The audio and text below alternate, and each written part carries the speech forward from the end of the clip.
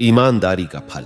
आज की ये मोटिवेशनल स्टोरी ईमान का ज्ञान बताएगी, तो चलिए शुरू करते हैं। काफी समय पहले की बात है। प्रतापगढ़ नाम का एक राज्य था।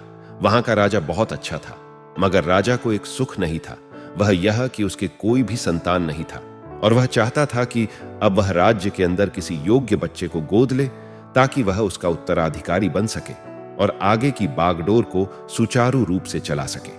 और इसी को देखते हुए राजा ने राज्य में घोषणा करवा दी कि सभी बच्चे राजमहल में एकत्रित हो जाएं। ऐसा ही हुआ। राजा ने सभी बच्चों को पौधे लगाने के लिए भिन्न भिन्न प्रकार के बीज दिए और कहा कि अब हम 6 महीने बाद मिलेंगे और देखेंगे कि किसका पौधा सबसे अच्छा होगा।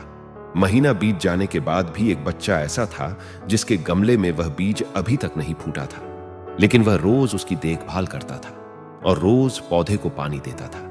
देखते ही देखते 3 महीने बीत गए। बच्चा परेशान हो गया।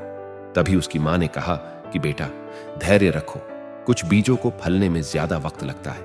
और वह पौधे को सींचता रहा। 6 महीने हो गए। राजा के पास जाने का समय आ चुका था, लेकिन वह डरा हुआ था कि सभी बच्चों के गमलों में तो पौधे होंगे और उसका गमला खाली होगा।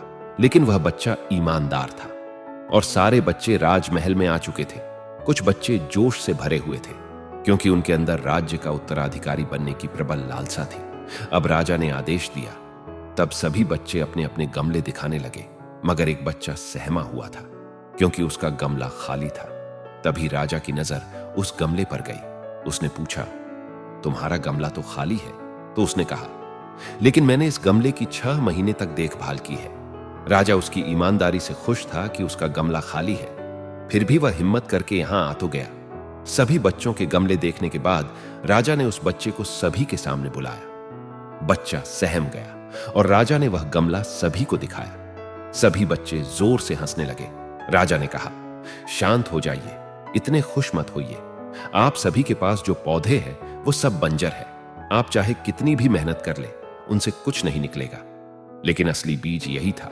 राजा उसकी ईमानदारी से बेहद खुश हुआ और उस बच्चे को राज्य का उत्तराधिकारी बना दिया गया। लेकिन हमें इस कहानी से क्या सीखने को मिला? मेरे हिसाब से अपने अंदर ईमानदारी का होना बहुत जरूरी है।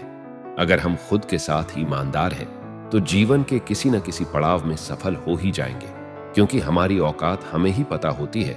हम खुद को पागल बनाकर खुद का ही नुकसान करते हैं। शुक्रिया।